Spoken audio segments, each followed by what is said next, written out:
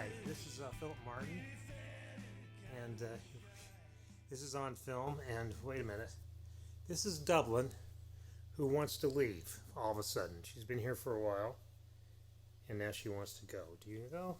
Go? Okay, here you go. Bye, Dub. Dub's gone. There goes Dub. Okay. So, welcome to OnFilm. I'm wearing shorts. I shouldn't do that. We're getting to the, 130th day of this, and it's getting old. But news. We do have a new theatrical opening this week. A movie's actually coming out, and it's actually opening in theaters, as well as on demand and through all those various streaming services. It's Dave Franco directed it, the younger brother of James Franco, the notorious James Franco, and it stars Dan Stevens, Alison Brie, Jeremy Allen White, and I'm afraid I don't remember the name of the fourth actor, who is a lady I've not seen before, but she's very good in this. She plays Mina, who is a pivotal role in this. It's a horror movie called The Rental, and it's a cut way above what I'm trying to think of as the usual Blumhouse genre exercise. But I don't know that it's made exactly for horror fans. It may be made more for fans of independent drama, indie dramas. It's kind of like this chamber drama with these four people in this house on the Pacific Northwest. And there is a caretaker who may or may not be a malevolent force. And it's a modest movie. It doesn't go very...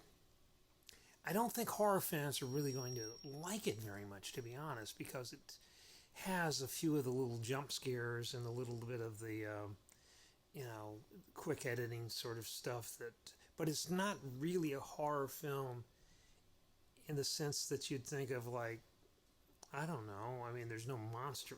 Is that a spoiler to say there's no monster in it? Yeah, or there is a monster in it, but the monster is that monster that lives within ourselves. I don't know. But anyway, I kind of liked it. I mean, it's not my sort of movie, though I have enjoyed some of the things that James and Dave Franco have done, both, well, James behind the camera and in front of the camera, and Dave in front of the camera. And Alison Brie is wonderful. And Jeremy Allen White, who was Lip on Shameless, was how most people may remember him, or he was in Homecoming too. It's a movie that depends on actorly, chops and this sort of slow burning suspense, and not so much on, special effects and terror stuff. And I like that, and I'm really pleased that it's actually going into theaters so you can watch it in an environment like that, in the civic temple of the movie theater, which we're missing. You can watch me drink coffee. I don't know why I'm doing it this way. It seems like I ought to start this over, but I'm not, because Dublin left already and she knocked over the guitar. But we're hanging in there. Tenet has been pushed back to some other date.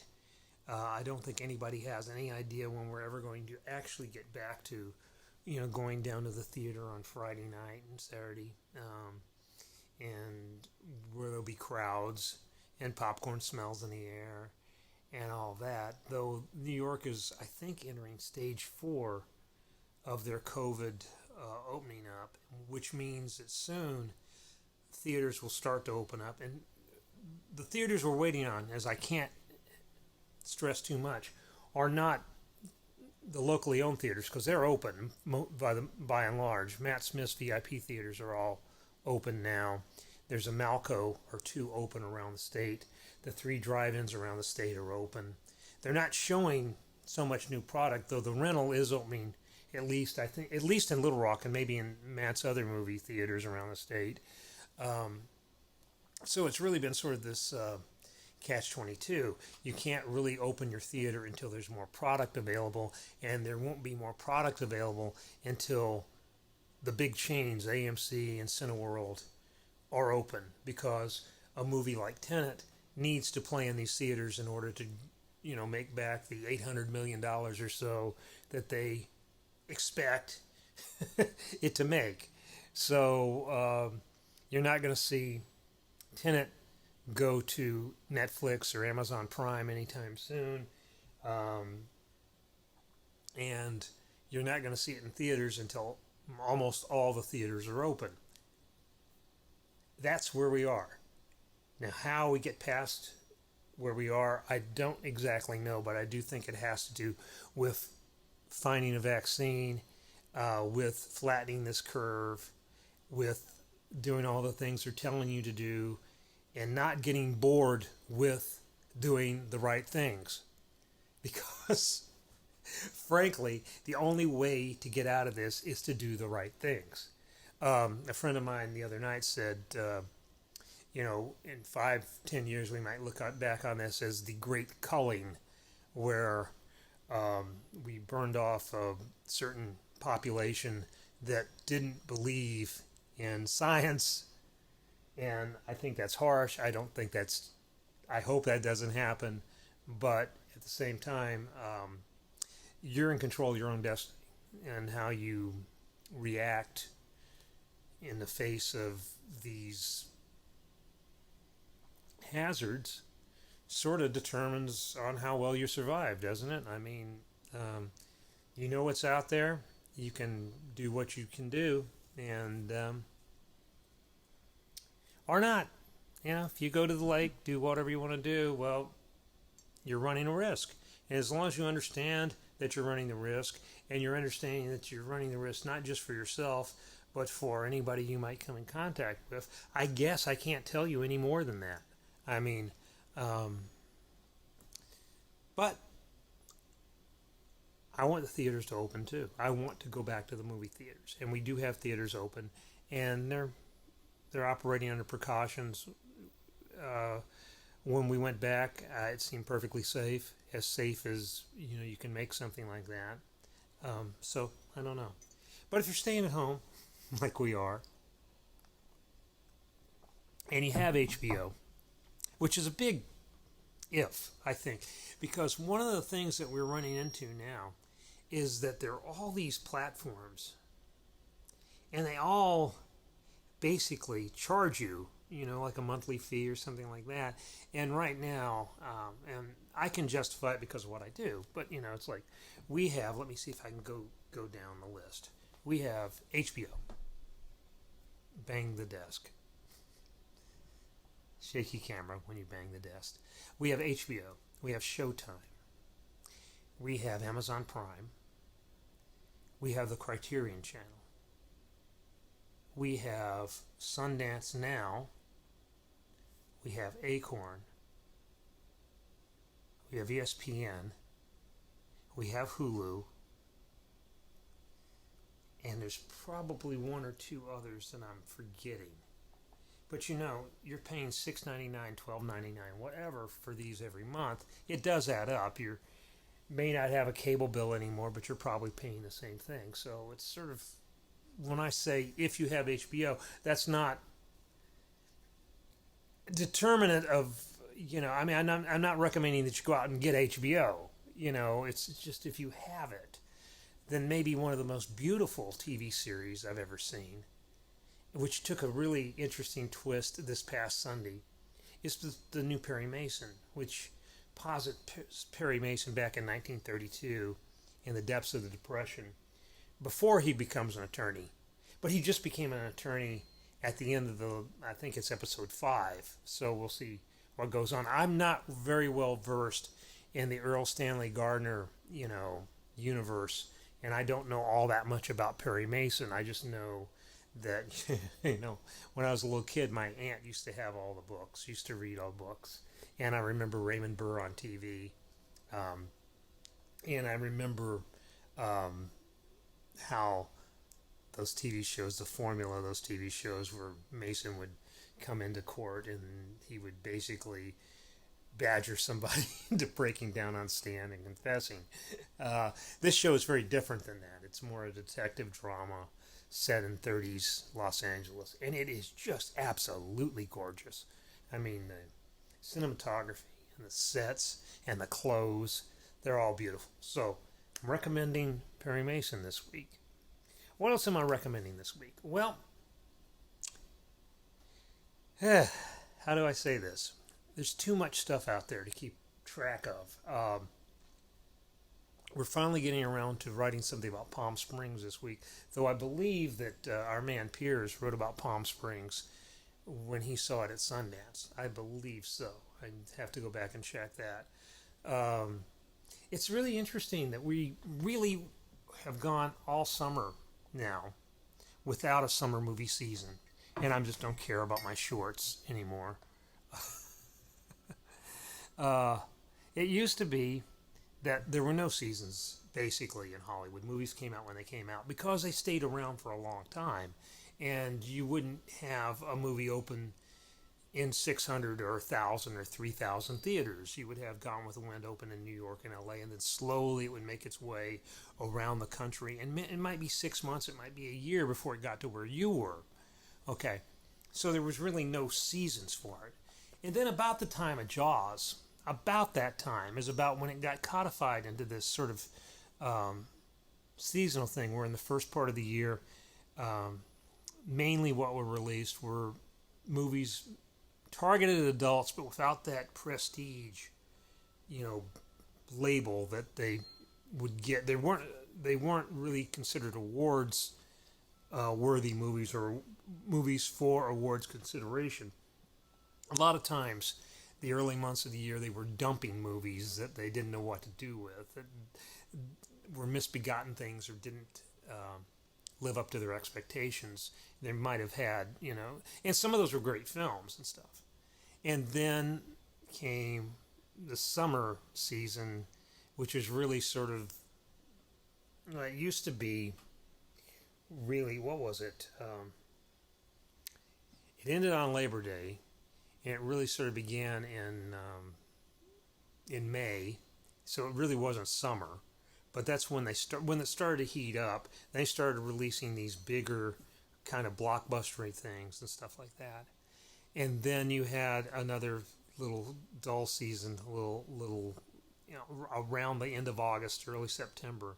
You had this little no man's land where you would again release films that studios really weren't sure of. And then you would have the fall movie season, which would be all the prestige films, the big Christmas family movies, those sort of things would come out.